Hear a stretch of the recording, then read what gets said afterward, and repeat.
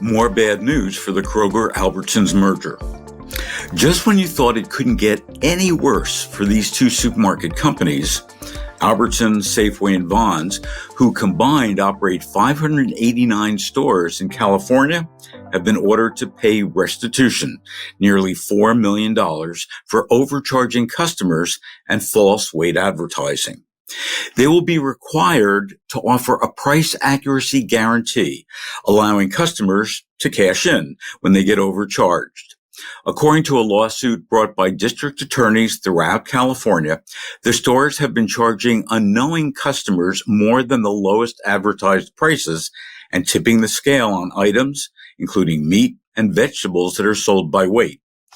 Consumer protection units of the district attorney offices of Marin, Alameda, Sonoma, Riverside, San Diego, and Ventura counties participated in the investigation, often by going to stores to test for inaccurate charges. Some items sold by weight, such as produce, meats, and baked goods, had less product in the package than was displayed on the package label. For those items, a grocer may only charge for the product's actual weight. The packaging is not included in the overall weight, announced Alameda County District Attorney Pamela Price. According to Price, inspectors from the Alameda County's DA's office conducted inspections at 2 Safeway stores in Castro Valley and 1 in Dublin and found evidence of labels with no gross or net weight for dozens of items that were being sold.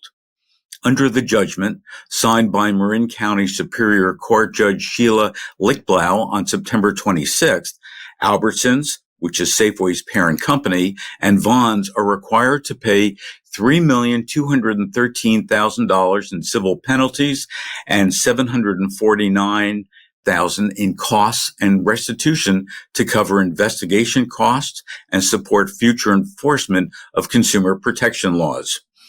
As a result of the lawsuit, the companies are prohibited from engaging in misleading advertising, and they must implement the price accuracy program, including the price accuracy guarantee that allows the consumer to be compensated up to $5 if they're overcharged. The companies did not admit to wrongdoing. As the Kroger-Albertsons merger faces continued FTC scrutiny, this and other state lawsuits add further hurdles. The Federal Trade Commission, along with 8 states and the District of Columbia, have sought to block the merger through a federal antitrust case, which wrapped up in September in Oregon. U.S. Judge Adrian Nelson is deliberating on a decision.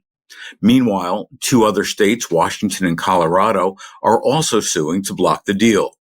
The main arguments are that the merger would create a monopoly that ultimately hurts consumers and workers. The state of Colorado versus Kroger trial began on September 30th.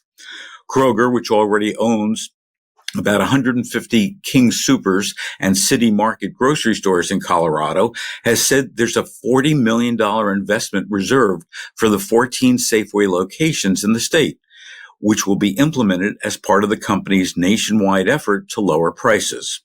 According to the opening statement of Matthew Wolf, Kroger's lead attorney, this won't be much of a challenge, as Kroger's prices are reportedly already 10 to 12% lower than Albertsons in Colorado. Much of the FTC's case against the merger rests in the argument that prices for consumers would increase due to the lack of competition in certain markets, especially in Colorado, where the 2 companies account for over 50% of supermarket sales. In fact, Arthur Biller, a lawyer from the Colorado Attorney General's office, says that the merger would cost Colorado shoppers as much as $500 million a year in increased prices due to the lack of competition.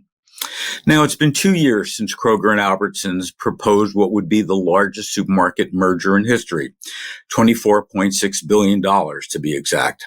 And while the grocery giants may be closer to a final decision on the deal, with state challenges and lawsuits like this one against Albertsons in California for price gouging, it could be a while longer before it happens, if it happens at all.